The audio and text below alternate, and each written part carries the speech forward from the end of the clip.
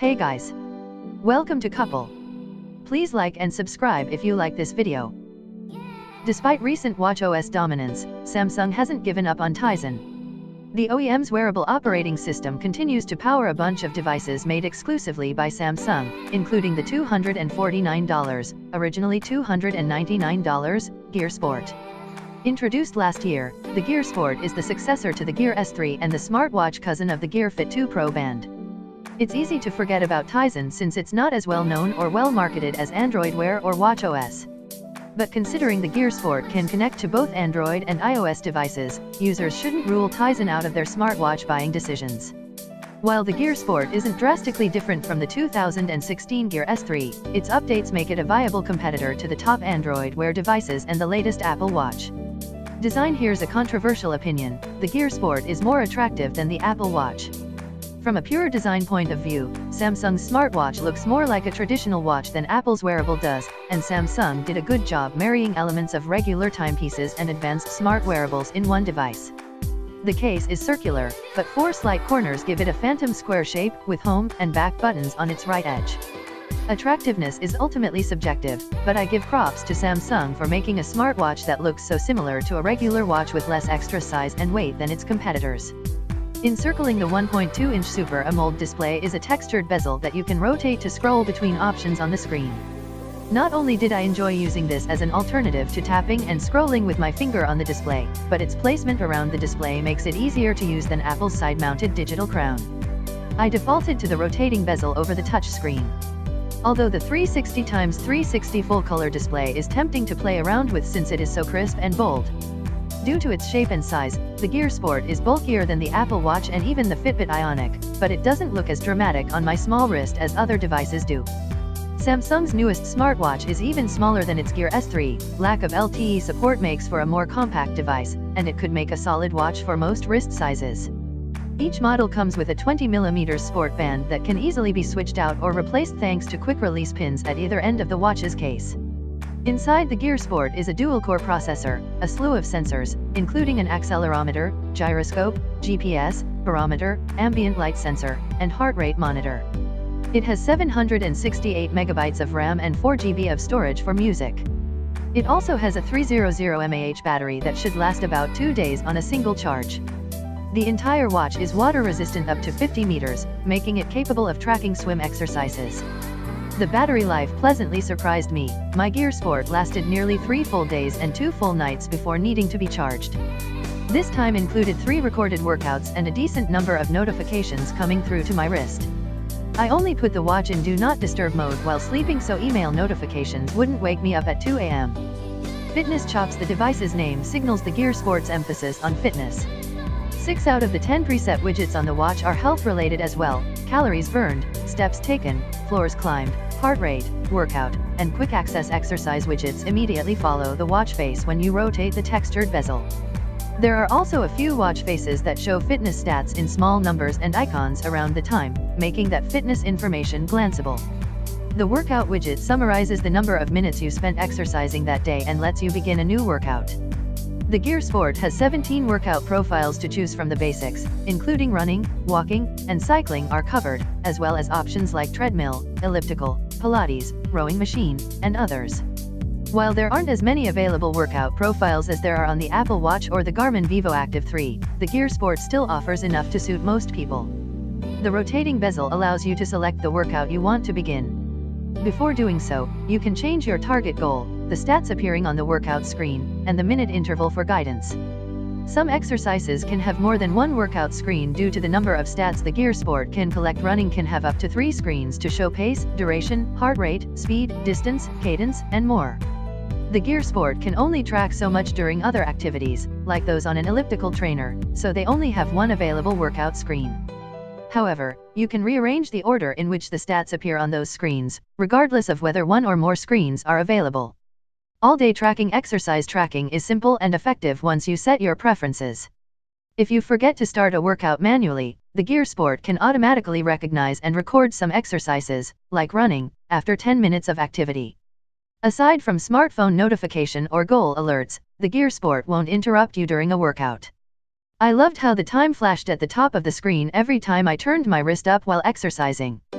Often, I'm using my smartwatch to check the time rather than my current exercise stats, so it's helpful that Samsung found a way to include it on the workout screens without having it take up an entire section. The Gear Sports heart rate monitor is accurate, measuring my pulse within 3 BPM of Polar's H10 chest strap at both high and low rates.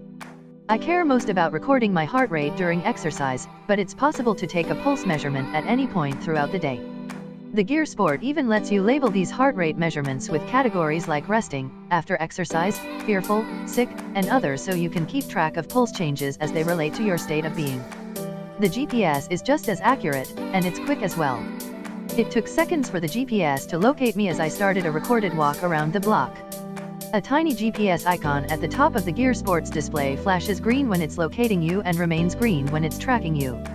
After an outdoor workout, a tiny map of your route appears at the end of the workout summary on the watch, and a larger map will accompany the workout notes in the Samsung Health mobile app. Samsung makes good use of the Gear Sports display by putting nearly full workout details on the watch, ready for you to review anytime after recording. Some devices force you to go to its companion mobile app to see full stats, graphs, and other data, but the Gear Sport includes a log of each recorded workout for that week with duration, calories, and heart rate graphs and zone details on screen. The same summary pops up immediately after you finish a workout, but it's convenient to be able to review it again in full detail at any time. For the few single-move workouts on the Gear Sport, jumping jacks, crunches, etc., a small human icon does the exercise on the Gear Sports display to show you the correct positioning before starting. While the device can count reps for these exercises, the numbers are hit or miss. Garmin still holds the crown for rep counting accuracy on its wearables like the Vivo Smart 3, but it's a feature that Samsung was smart to include, and hopefully it will get more accurate with future Tizen software updates. The Gear Sport also tracks sleep, but I wouldn't wear it to bed every night considering its size. It was less obtrusive than I anticipated during the few nights I slept with it on, but it doesn't help that its sleep tracking isn't the best. On a night that I slept about 8 hours, the Gear Sport measured just over 8 hours the next morning, but things got weird when I checked out the stats in Samsung Health. My total sleep time was 8 hours and 15 minutes, according to the app, but a bar graph of my sleep stages showed data for just 5 of those hours. It also listed my actual sleep time as just under 4.5 hours.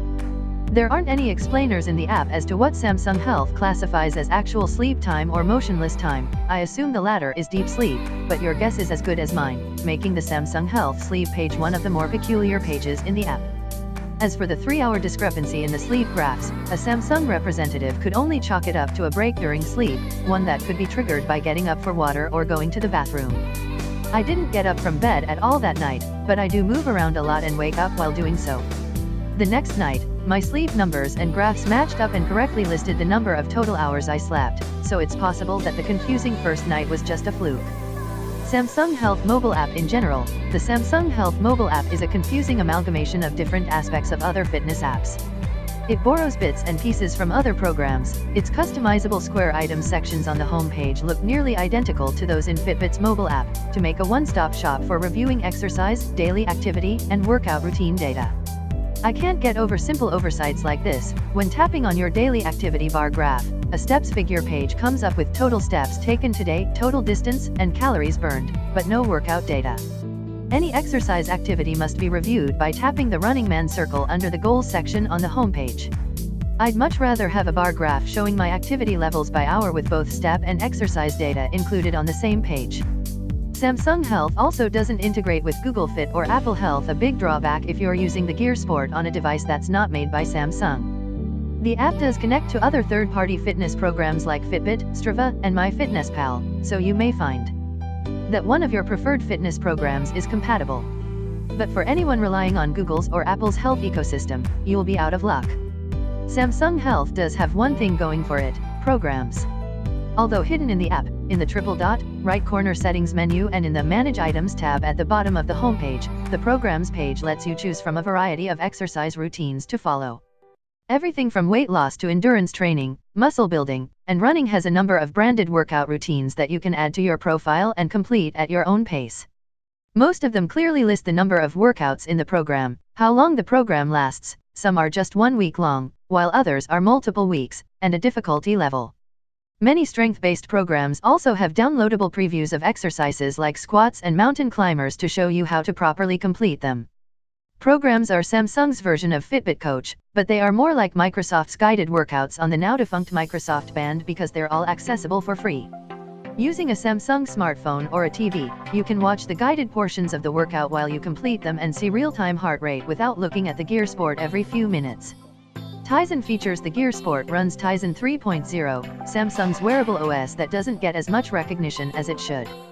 That underappreciation may be due to past Tizen devices only working with Samsung smartphones, but the Gear Sport can be connected to Android or iOS devices as well, opening up Tizen to more users. I tested the Gear Sport using a Galaxy S7 Edge to get a pure experience using a Samsung wearable with a Samsung smartphone. If you connect the Gear Sport to a different Android device or an iPhone, you'll have to download a few Samsung-made apps to support all of its features, including Gear, Samsung Health, and others. Regardless of connected smartphone, you'll also need to make a Samsung account to use features like Samsung Pay and to download some Gear apps. I avoided making a Samsung account until I wanted to download the Spotify Gear app, which requires a Samsung login before downloading. Going through these extra sign-up and login processes only reminded me of how useful it is to use a native smartphone and wearable combination. One account connects everything when you're using an Android Wear device with an Android smartphone or an Apple Watch with an iPhone, making them infinitely easier and less frustrating to set up and begin using. Once you log in to all the appropriate accounts, Tizen on the Gear Sport is quite intuitive. Watch faces are bold and bright on the display, and a long press lets you choose from many on the fly. Swiping down from the top of the display brings up quick access settings icons, including ones for battery power management, water-resistant mode, brightness adjustment, and music playback. A swipe to the right brings up all your recent smartphone alerts, while a swipe to the left reveals the app drawer. The Gear Sport can hold a number of standalone wearable apps, so you'll have a few pages to your app drawer. Using swipes or rotations on the bezel, you scroll through to select the app you want to use. Much like Samsung smartphones, the Gear Sport has a lot of Samsung bloatware that you can't uninstall. In fact, most of the Samsung-made apps on the Gear Sport are there to stay. If you really hate looking at them, I suggest using the settings in the Gear Mobile app to push all the Samsung bloatware to the end of the app drawer. Gear Mobile app. The Gear Mobile app is akin to Apple's Watch app in that it holds all customizable things relating to your Gear device. The fun stuff, watch faces, third-party apps, and the like dominates the homepage of the app, along with 3 convenient circles showing your Gear's current battery, storage, and RAM conditions. I love these icons because they give you more control over the health of your wearable. The battery widget explains which apps have used the most power on the device, and it lets you turn on low power mode. Meanwhile, the storage and RAM widgets let you quickly clean up both in order to free up space and memory on the device. All of that is on the info section of the Gear app homepage, while the settings section holds all the customizable preferences regarding notifications, apps, music, connectivity issues, and quick replies. If you have just one Gear device connected, its name will appear at the top of the app, and all things inside the Gear app will pertain to that device. However, you can connect more than one device at a time if you wish. Standalone Gear apps like Android Wear standalone apps. Gear has its own suite of available third-party wearable apps that you can download to the watch from the Gear section of the Galaxy App Store. But most of these apps are more like Garmin apps in its Connect IQ store, unknown, somewhat wonky versions of established smartphone apps. You'll be hard-pressed to find an accompanying Gear app for an official smartphone app. Instead of Google Maps, there are Gear Navigator and Gear Maps standalone, free and $2, respectively, and instead of YouTube there's Player for YouTube. But why would anyone want to watch a video on a 1.2-inch display anyway? But you don't need a dedicated Gear app to receive notifications from a desired smartphone app. The device settings in the Gear mobile app let you control which mobile apps can send alerts to your wrist. Spotify made one of the few dedicated Gear apps I'd use, and it's the one I was happiest to have. You can browse and play music directly on the watch after signing in to your premium Spotify account, but signing in will take you a bit. Instead of pairing with the Spotify mobile app on your smartphone, this app is truly standalone, meaning you must sign in again on the watch using a tiny keyboard and the rotating bezel. It's annoying, but you only have to do it once. Then, you can stream music from the watch when connected to Wi-Fi and listen to downloaded playlists when offline through a Bluetooth headset. While the Spotify app is necessary for listening to music offline, as is a Spotify Premium membership, you don't need the app to control Spotify playback from your smartphone. Gear's default music controller app works well for this and for controlling any other smartphone audio source. You can also save non-Spotify music to the Gear Sport using the settings page in the Gear mobile app. Music storage and control have become important features for high-end smartwatches to have, as has LTE support. The Gear Sport doesn't have LTE access, which may bum out some potential customers who wanted to be able to leave their smartphones at home during a bike ride. The device has a phone app on it, though, which can be used to see recent calls and initiate new calls with a small on-screen dial pad. But those calls will go through your smartphone, so you need to have it within range if you want to actually hear your caller. Voice. While Spotify made me happy, voice commands on the Gear Sport made me anything but happy. It has its own version of Google's Assistant and Apple's Siri, but it's not Bixby. Samsung's S-Voice acts as the virtual assistant that can answer quick queries and complete basic tasks. But S-Voice is subpar at doing any of those things, and its speed is my main issue with it. S-Voice takes much longer to hear your command, analyze it, and spit out a reply on the screen than similar tasks take on many other devices. A basic question about weekend weather forecasts that would have prompted a 2 to 3 second pause from Siri on the Apple Watch forced a 5 to 10 second wait from S-Voice. The S-Voice page on the Gear Sport has a question mark icon that, when tapped, will bring up a list of available commands. Most of them control the watch itself rather than external profiles, accounts, or the internet in general. The commands are a mixed bag. Some aren't intuitive, like saying heart rate instead of check heart rate or take my pulse to take a real-time measurement. But others are useful, like start workout to begin recording exercise. More often than not, my commands, both those taken directly from the suggested phrases and my own phrases, were met with an error message on the Gear Sport's display. I was able to get S-Voice to give me a few weather forecasts and the population of Italy, a tidbit sent to my smartphone rather than detailed on the watch itself. But S-Voice needs some serious improvement for it to even come close to Apple's Siri or Google's Assistant. Samsung will be integrating Bixby into all of its devices this year, so maybe we'll soon get an updated Gear Sport or similar wearable with a more capable voice assistant. Overall, I appreciate Tizen's clarity and ease of use. For first-time smartwatch owners, many aspects of the OS are easier to dive into and grasp quickly than Android Wear, and I prefer how information like smartphone alerts and available apps are organized on device. I also loved using the rotating bezel to scroll through options and information after using so many touchscreen smartwatches. Using one with unique tactile feedback was a pleasure. Don't overlook this Tizen device. The Gear Sport lives up to its name as a solid fitness device, and it's helped in part by Tizen's capabilities as a smartwatch OS. The OnWatch workout app is comprehensive and rich with exercise detail both during and after a workout. While Samsung Health isn't my favorite fitness mobile app, it has all the charts and graphs you'd expect to see in a competing fitness program. It connects to some of the biggest third-party health programs, although not Apple's or Google's, and it includes programs for those who want free guided workout routines. Other aspects of the Gear Sport's design and software enhance the fitness experience as well.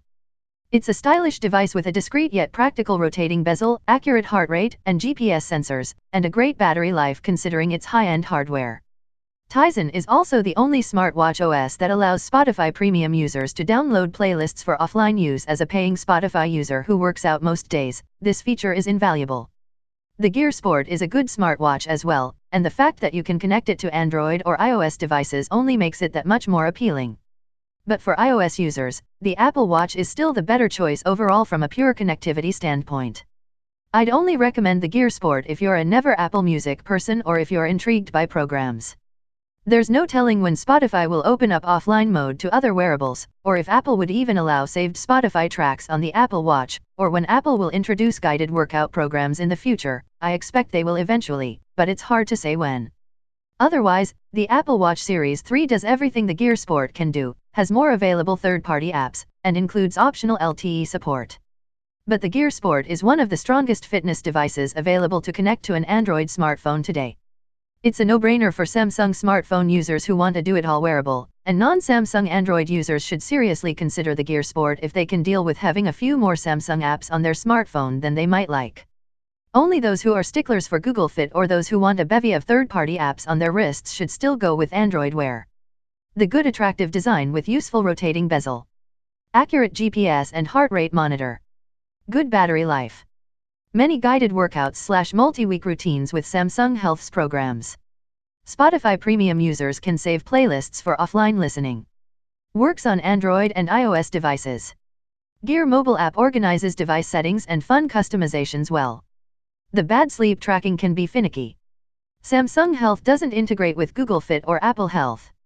Limited number of useful Gear apps. No LTE support. The ugly S-Voice isn't good at all.